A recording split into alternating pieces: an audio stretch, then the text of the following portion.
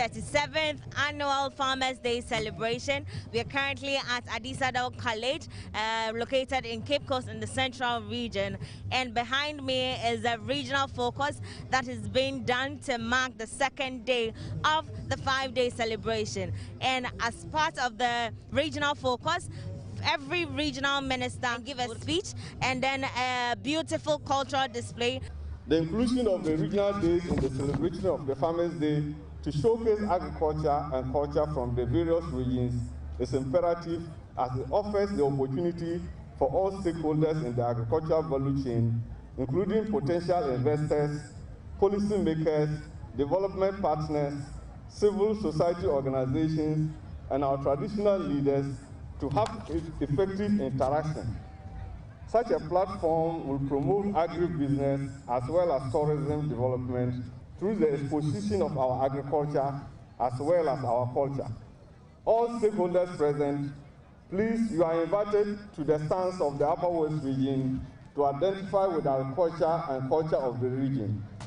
According to the Ghana Statistical Service Population and Housing Census 2021, Greater Accra is now the most populous region in Ghana, with about 17.7% of the total population of the country. Undoubtedly, the region has become very important when it comes to Agric, because we have this large number of people to feed. However, Agric lands continue to compete with other land users, especially within the urban centers, including real estate development, sand winning activities, free zone enclaves, industries, etc. This therefore calls for the use of innovative ways in our agri-business sector. 2021 will be Farmers' Day. We dedicated to farmers in Ghana, and we try to praise them, appreciate them, and see whether we can do more for them. Because we talk about the fact that Ghana is an agriculture country, and we say 60% are involved in agric. When we were young, we studied agriculture, but we know of the problems. But how come we have not been able to use the same agric to change the fortunes of this country? What is the issue? What is the challenge? I want to give you some statistics. In 2018 alone, Ghana imported $45 million worth of footwear, $150 million of flour and starch, $163 million of raw meat, $51 million of prepared meat, $109 million of carpet, $195 million of sugar and confectionery, $286 million of fat and oil, $240 million of fishes, $325 million of stones, bricks, and tiles, $585 million of plastics, $595 million of fruits, $654 million of maize, wheat, millets, $268 million of paper, $6 million of coffee and spices, $1.9 million of Hejia Duku, 1.9 million. $3 million of tools and cutlery. I'm talking about spoon, fork, and knife. $40 million beverage. $12 million of furniture. $11 million worth of soap. Now, these and over 126 related items, mainly from China, Vietnam, USA, South Africa, and of course the source is Mexican University and Ghana Statistical Service. See how much we are spending, and we are creating opportunities for other countries. I want us to go back because I just want to reflect on how politicians speak to us, especially when they have the power. In 2014, President John Mahama said this. In 2014, President John Mahama said his government is aiming at shoring up Ghana's rice production capacity and eventually becoming a net exporter rather than importer. At that time, in 2014, Ghana was spending about $600 million annually to import rice. In fact, in 2014, we were spending $400 million to import sugar, tomatoes, vegetables, cooking oil, frozen fish, poultry, and wheat. And so the president said, no, this can't continue. So we need to ensure that we fix this. So in 2014, John Dramani Mahama said Ghana was aiming to stop the 1 billion rice and food imports. Ladies and gentlemen, as we speak in 2021, Ghana is importing over $2.4 billion of food, including rice. We couldn't stop it. We are just adding on, to the extent that we are spending $1.9 million on Duku. We are spending 1.8, that is 18 million Ghana cedis on toothpick. Yes, that's 180 billion old currency on toothpicks. We have bamboo here. Are you aware that in Philippines, they have the Coconut Authority of Philippines, and they are making over $4 billion out of coconut? Not that we are not aware. So I want to understand it properly. So I am engaging an expert in that field, and he's a lecturer, senior lecturer at KWADWO Horticulture Department, and an authority in Agric, Dr. Eli Gave. Thank you very much, Doc, for joining us on Decision Point. So we are aware of the problem. We can lament, but why is it that we are still doing the same thing and we continue to complain?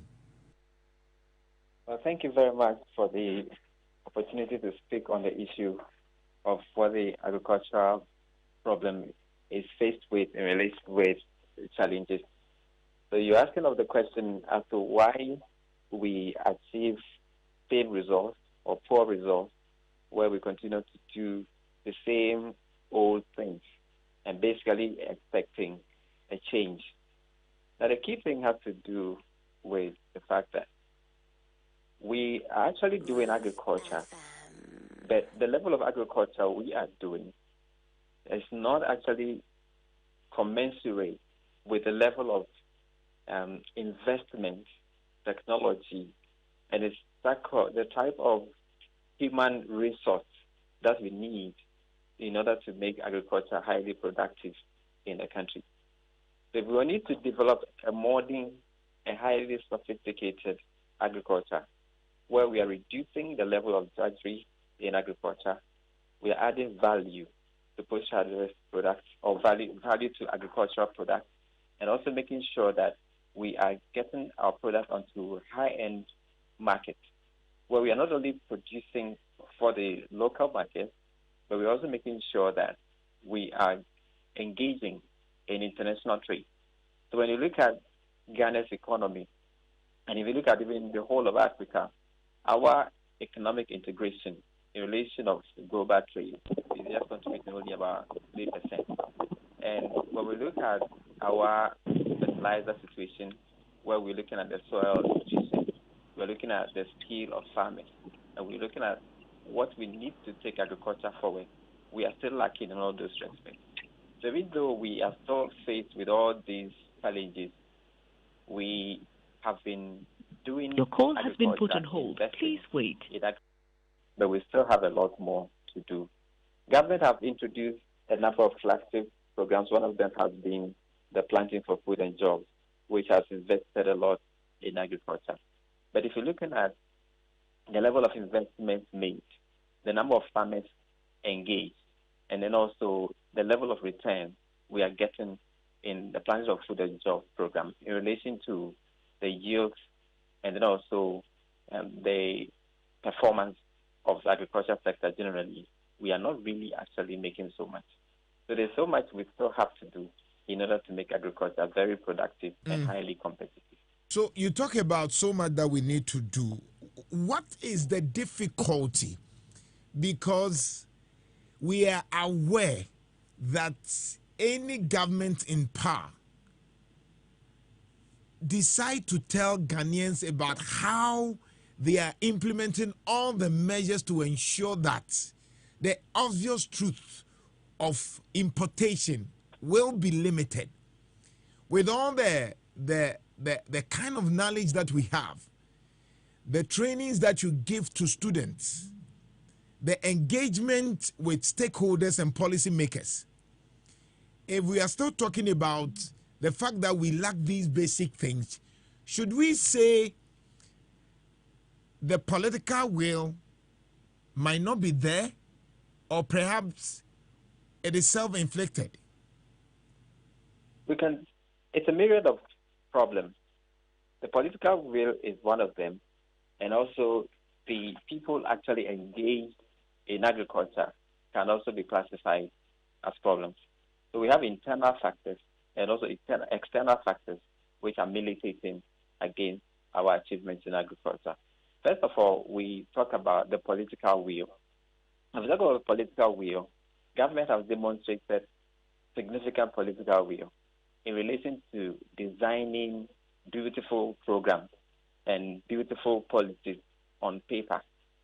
And also, government have actually tried to engage the local farmers, both locally in this country and also engaging some experts in relation to bringing in, when we talk about development partners, where we have various projects running, where they are also trying to contribute their quota to the development of agriculture sector in the country. We're also looking at development corporations, where we have corporations like the German Development Corporation, the USAID programs, having the Feed the Future, and they also have the Agric, the Alliance for Green Revolution in Agriculture, and several other of such interventions.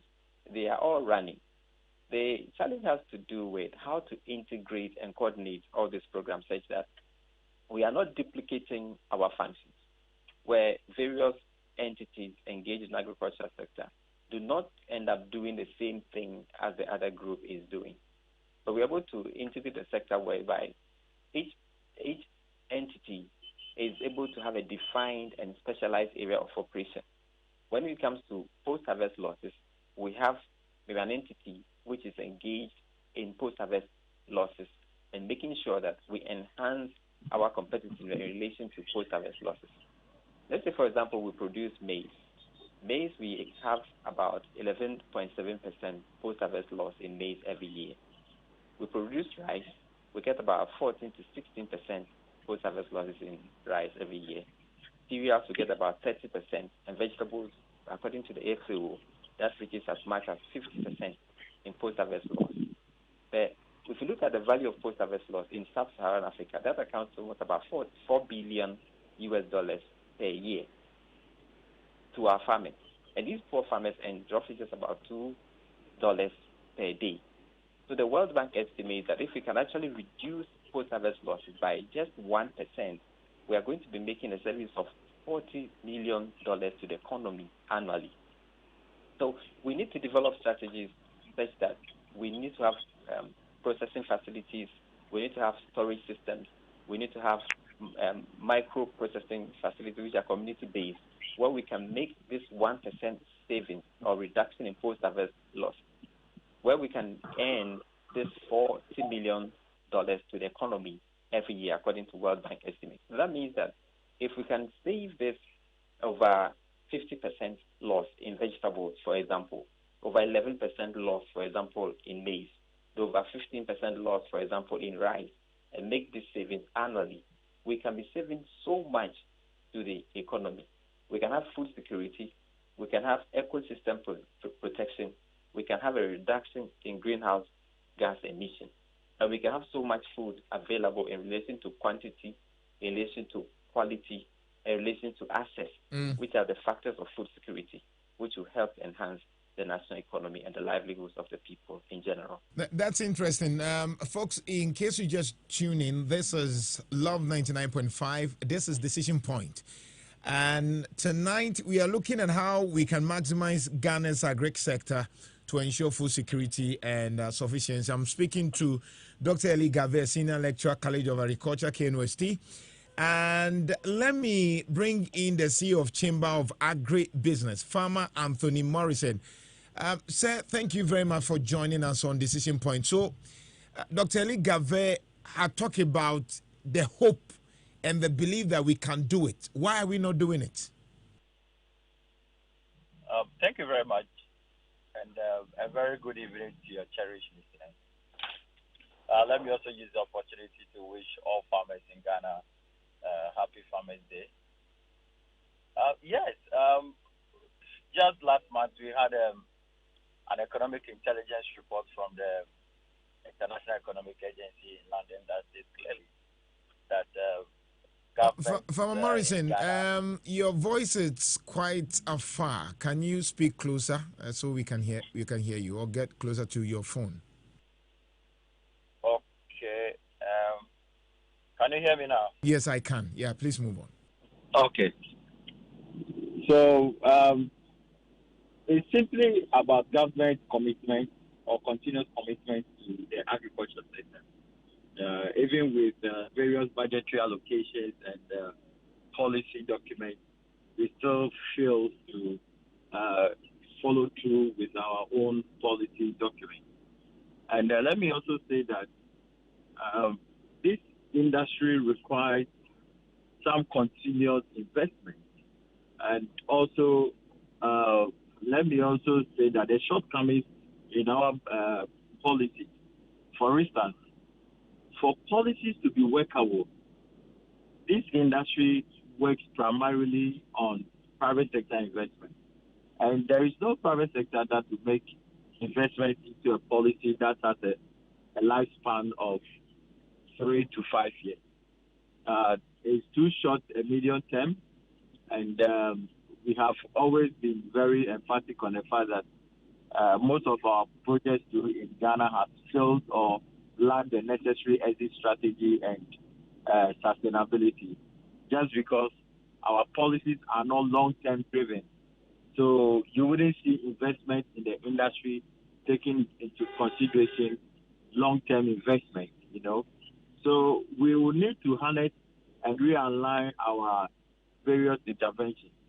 For instance, we have been too much fixated on production policies.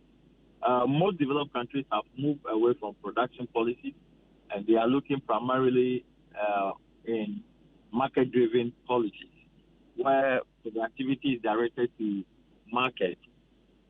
In Ghana, that hasn't been the case.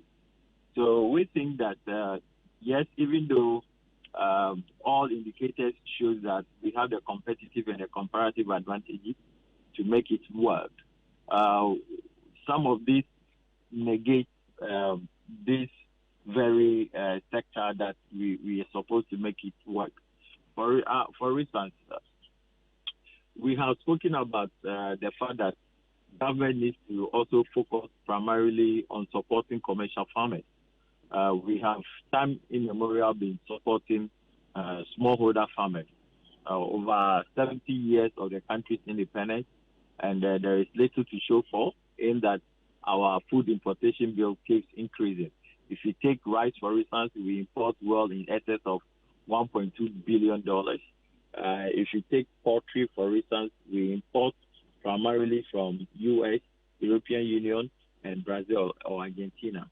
Now, what we even import, as at the last data I was looking at from the European Union, that is staggering, well over $700 million. And that was about June thereabout. And that is European Union being the second major partner when it comes to importing frozen chicken. With regards to the U.S., we are well over $1.6 billion. So there is quite a number of activities that are not properly aligning our various requirements.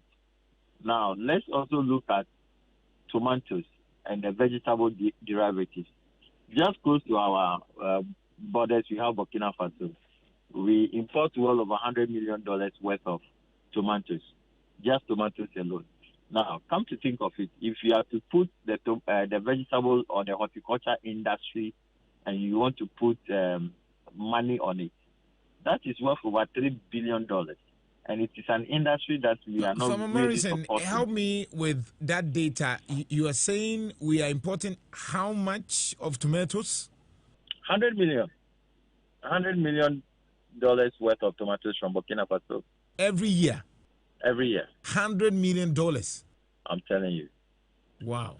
So if you also take out the tomatoes and you come to other derivatives, we import well over $600 million worth of fruit juice. Even if you come to goat or the livestock from Niger, Mali, Burkina Faso as well, and Nigeria, we import well over, I think the last this we're looking at 600 million cedis worth of livestock from our neighboring countries. There is quite a lot we can do, and that also can manifest in job creation for the youth. The World Bank report, I think I heard the earlier speaker quoting some data from that report. I mean, it's showing that 9 years away from today, African countries, including Ghana, could make $1 trillion by 2030.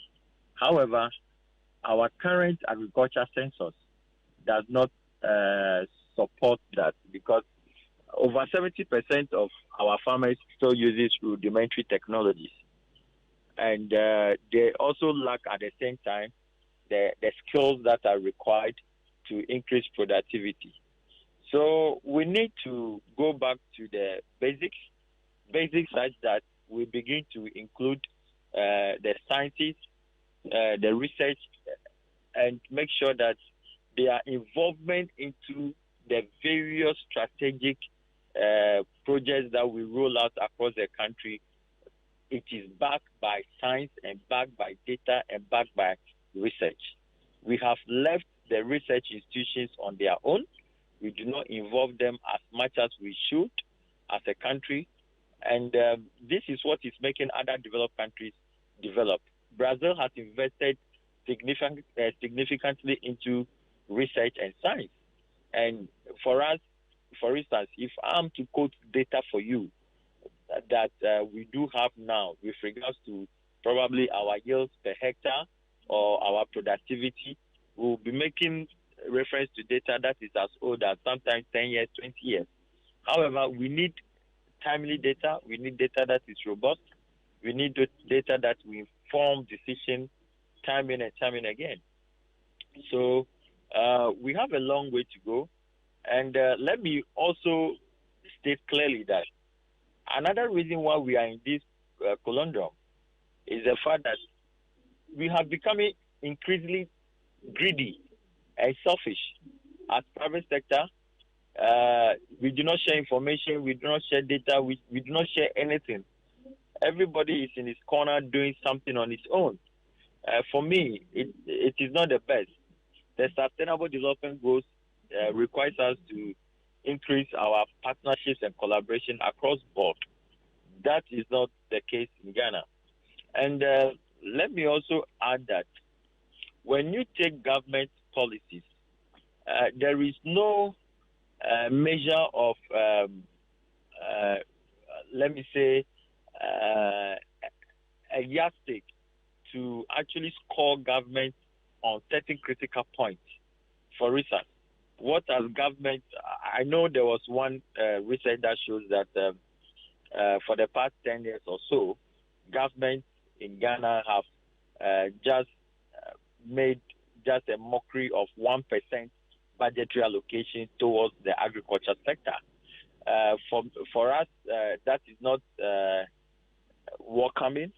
It's a disincentive for the industry. And another area we also need to talk about is the fact that government is continuously occupying the trade and the market sector or the space of the industry. Government have no business doing business in agriculture. Government needs to be a referee. And if you see government that is importing agricultural machineries, providing some kind of subsidies and allowing the private sector to struggle with the rest, I think that would not be a good project for us. The private sector is the engine of growth for every sector, and agriculture sector is no exception. There are quite a number of things that are impeding. For instance, if you take the policies that we have developed, we do not have, for instance, take into consideration the planting for food and jobs. One tends to find out if this planting for food and jobs is an economic policy or a social intervention system that the government has rolled out. And whichever way you take it, you realize that with the advent of the COVID-19, other sectors of the economy got some support systems. But the agriculture sector, which is the backbone of this country, never got any support. And that is why some of us have been pushing for a resilience fund. We've been pushing for the fact that there is a need for government to institute an agriculture emergency fund to mitigate some of these challenges. And also, going forward, we need to develop a local content policy for the industry. A local content policy that gives way for processors, that gives way for those in the value addition industry, that gives way for researchers and many other people to probably increase 30 to 40% anything they do with local content materials or products or what have you, or even skills. Now, I also chair the Ghana Agriculture Sector Skills Body of the TVET Commission. And our research shows that we still need a high quality of skills across the board. We import quite an enormous high managerial skills from US, from UK, Zimbabwe, India, South Africa, Kenya, just close to our neighbors. Yeah, onion, we import them from Burkina Faso. We import skills from Ivory Coast and several other places. I think we need to now take stock as a country and see the strategic way to adopt. We have the Africa Free Trade Continental Area that is hanging here. We are hosting it, and we can't let it be with us without us positioning ourselves strategically. And what do I mean by positioning ourselves strategically? We need to look at, okay, the industry is now a regulatory industry. The industry is now trade-driven. The industry is now about standard. Is it time that Ghana as a country introduce the Agriculture Regulatory Authority so that we can then begin to oversee the trade components of the agriculture effectively? Because these are the areas that we need to strengthen our local production, preserve what we have to preserve. You see, the agriculture sector is a critical sector. When the COVID came in, European Union banned all exports of food out of European Union. We saw Brazil and Argentina reducing the number of corn and other derivatives that they will export out of Argentina and Brazil. What did we do in Ghana? Freely, we were seeing people coming from Burkina Faso, Mali, Niger, Nigeria, going directly to the farm gate, buying foodstuffs and exporting it out of the country without any regulatory systems in place. That cannot continue because first and foremost, food security, human security are critical. And we need to safeguard what we eat before exporting the remaining. So there is a lot to be done. Okay, hold on and let me engage Dr. Eli Gave on this, the other side. Doc, I'm sure you've listened to Farmer Morrison. I don't know how to ask this question, but I get worried because as you began speaking, I could recall my Agric studies way back junior high school, JSS, yeah, I should put it that way. And where we used to talk about the problems and how to solve it. In fact, problem, challenges, and solutions. It does appear our agriculture problems are still primary. And the things that we used to talk about 20 years ago, 30 years ago, it has become worse. And when you meet the policymakers, they speak of the known things that you have been teaching and you have been suggesting through your researches. I'm saying this because the president and his government had told Ghanaians about the planting for food and jobs. And in the 5 models, we had the food crops, the planting for export and rural development, greenhouse technology, rearing for food and jobs, agriculture mechanization services.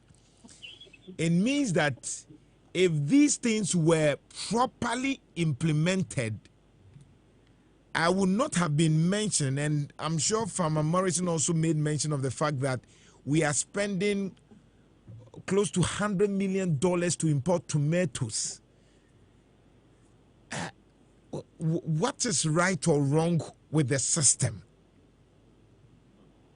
Okay, thank you very much for the question once again. There are so many things wrong with the system. I like to talk about a few things which we can do to fix the system. So first of all, there has been copious information provided on our level of imports and our import dependency.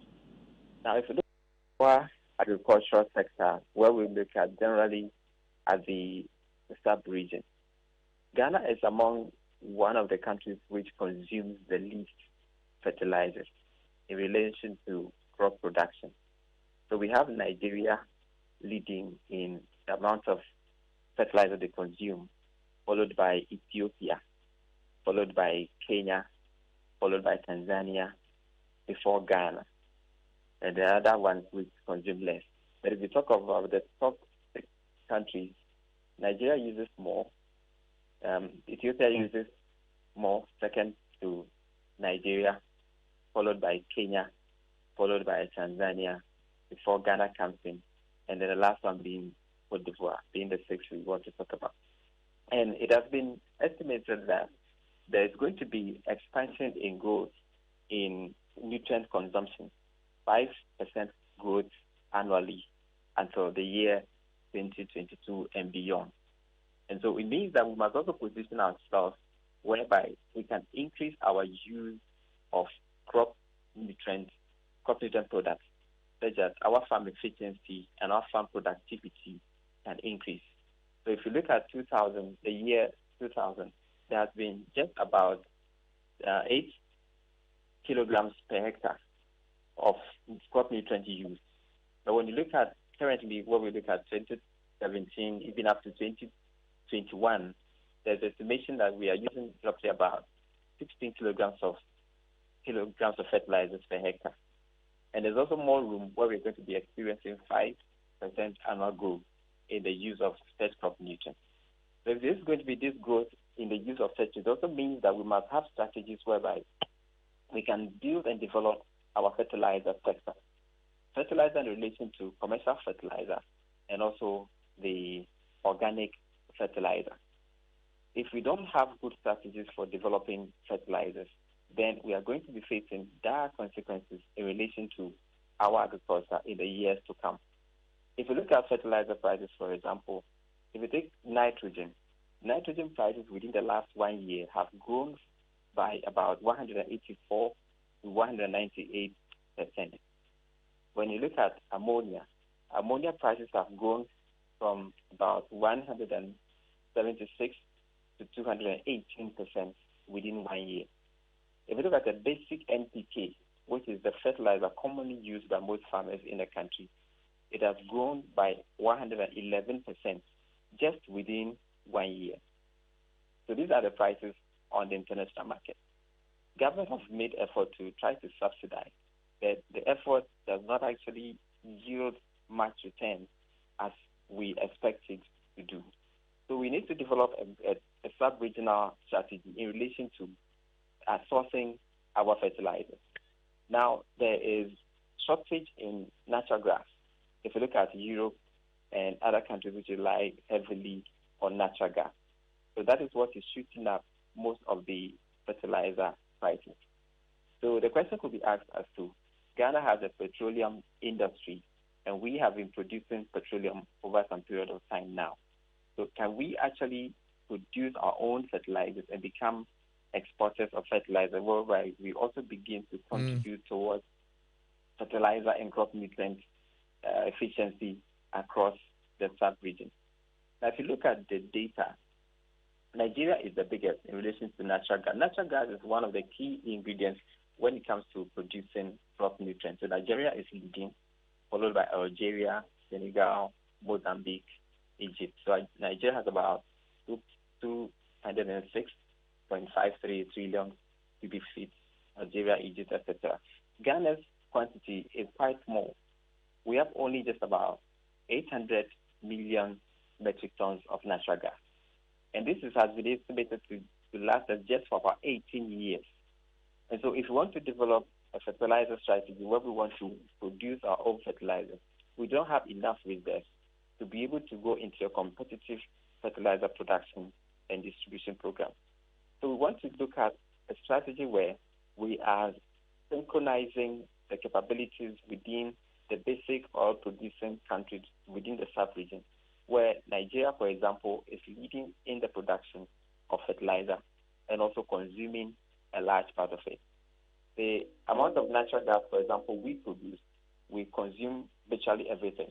And we even import about 19 million cubic feet of natural gas every year to augment our local production. So it means that there's so much we need to do in this respect. There has been talk about the West African gas pipeline. If we can take a good advantage of the West African gas pipeline, we'll be able to become more inward-looking in relation to being able to develop a more efficient fertilizer strategy. So the companies need to be supported to be able to bring in the inputs to formulate or blend fertilizers to support the local industry. The other thing also has to do with the climate change. If you look at the trend of rainfall over the last few years, especially the last 2-3 years, we all noticed that there has been a shift in the rainfall from the usual time we have rainfall to a later part of the year. And the rains continue to fall. Even until November this year, we're still having some amount of rain. So the farmers who took about advantage of the early rains to produce or grow crops ended up having their crops stressed, leading to crop losses in some respects. It means that we need to start employing climate-smart technologies in agriculture, technologies which allows us to predict climatic patterns. We can do specific climatic models in relation to specific regions and also for specific crops, where we can model when we are going to have rainfall or precipitation and when farmers are supposed to produce. We can even decide to move away from reliance on the rainfall and crop water modeling, where we begin to now invest properly in irrigation development. We cannot develop agriculture when you have no development in irrigation. Our irrigation development currently is less than 5% countrywide. If we are still depending on rainfall and we are limiting our farm productivity to these kinds of technologies which are not reliable, where we are looking for rainfall and crop water requirement being met by natural or from natural sources, then we are going to face dire consequences when we are not able to secure enough fertilizer for the next year, and rainfall also fail, and technology has not improved. So if I understand, Doc, if I understand, we have not invested enough in irrigation farming, and we're still relying on the conservative rainfall pattern for our agricultural production. Exactly. We have done some investment in irrigation, but these irrigation developments are not well targeted to the crop needs we have. Let's talk, for example, we've done the One Village, One Dam irrigation project. Now, we developed the One Village, One Dam irrigation project in specific communities, but we've not been able to develop within a certain cluster around those irrigation projects, a certain core group of farmers which are serviced by the irrigation schemes, such that we can see these farmers improve their productivity based on now reliance on an efficient, persistent supply of water, which is coming from the dams and irrigation schemes we have developed. So most of those dams dry up when we are in the dry season, and water is not made available when farmers need it the most. Interesting. So we need to mechanize such operations.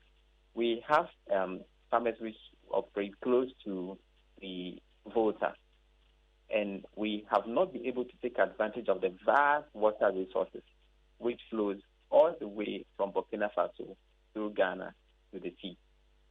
Burkina Faso is developing better irrigation technologies, and even if you look at countries like Libya, they are able to mine water from below the desert, pump it up the surface, and do very serious commercial agriculture, which we are not able to do over here. We should be able to invest farm-level irrigation development, community-level irrigation development, national-level irrigation development, and they should be targeted to specific crops and limited to specific regions or locations or farm blocks or areas with arable land where we can produce specific crops, either for the industry, to produce raw material for industry, we can export, or we can consume locally. These are some of the things we should be doing. Local, simple technologies. I've been working with a certain group of rice farmers recently, and these are very poor farmers in local communities, in a village. Now, these farmers don't have any technology, any tool to help them in their production. If you go to my Facebook page, I've loaded pictures of those farmers and also a video. I'll have they even process the rice. And they are doing the best they can, putting in so much effort. They need simple planted, simple harvested, simple threshers. Up to today, farmers are still threshing rice using a box and by hand. If we want to have a more efficient, a more economically viable agriculture unit, we should give our farmers simple technology, handheld equipment, energy-efficient equipment, and even develop solar systems, which will give them energy, especially in areas where we don't have access to the natural grid. Okay. Power some of the equipment we give them. All right. Dr. Eli Gabe, as usual, we thank you for your input tonight. You're welcome. And thank you for having me on the program. Thank you, too. I'll give the final words to Dr. Farmer Morrison. Farmer Morrison, so what's the way forward? Well, I think my colleagues have spoken so well, and I know Dr. Eli has enumerated some solutions. But to start with, I think that we need a long-term agriculture sector policy that is market-driven. We also need to give a lot of capacities to our farmers and also bring on board the research institutions. However, government needs to make long-term commitment to agriculture financing in the country, financing that takes into consideration the value chain. So, for instance, if you are going to support maize farmers, rice farmers, that same support should trickle down to poultry, aquaculture, and livestock production sectors. we also need to make sure that we reduce the current level of post-harvest losses. And most especially, it is quite saddening to know that most of the major agriculture production zones still struggles with bad roads, where our major agricultural foodstuffs comes from. So governments have the enormous task to provide the externalities of good roads and also deepen the internet penetration in the rural areas. So to allow the youth to go back into the rural areas so that they can tap into the various aspects of the agro industry. These are the youth with a lot of innovations, a lot of critical ideas that are needed to develop the industry. We're talking about adoption of mechanization and irrigation. Currently, its penetration rate in the country is about 17 to 21%. We need to do more and increase to about 40% because, we have two systems of farming, the bimodal and the unimodal. So we need to deepen access to irrigation in the northern region, where a major chunk of our food product comes from. Then above all, we need to look at our export strategy and to make sure that we do not necessarily have to export at the disadvantage of the local consumers. So this is some of the few things that needs to be done. And of course, we need to support commercial farmers, to support them in a way that the challenges that we face now, they would be able to support in the production for food security purposes. And besides, our smallholder farmers need newer technologies, newer skills, cutting-edge skills, so that the government interventions that they put in can be measured, so that the impact can be well enumerated, and we'll begin to see the trickle-down effects and the benefits to the country as a whole. Okay. So finally, long-term commitment to policy alignment and policy implementation. We don't need government to come and lay down medium-term, meta-tip, and other fast-step policies, but we need government to actually sing the song. When you write it, sing it and dance with it. All right. Don't write it and allow it to dangle in the air. Okay. We need government to stay committed to policy. Farmer Morrison, thank you very much. We appreciate it. Thank you. So, to wrap up, just think about this. And this one is according to Michigan University and Ghana Statistical Service. As we speak, this was in 2018, 3 years down the lane. I mean, you can do the computation. We are importing $45 million of footwear, $115 million of flour and starch, $163 million in raw meat, $51 million of prepared meat, $109 million of carpet, $195 million of sugar and confectionery, $240 million of fishes, $286 million of fats and oil, $325 million of stones, bricks, and tiles, $585 million of plastic, $595 million of fruits, $654 million of cereals, $268 million of paper, $6 million of coffee and spices, $1.9 million of duku, $3 million of spoons, fork, knife, 40 million beverages, 12 million furniture, 11 million worth of soap. And these are over 126 related items, mainly from China, Vietnam, South Africa, and the rest of the continent. I am thinking, can't we do these things here? Imagine if all these money stay here.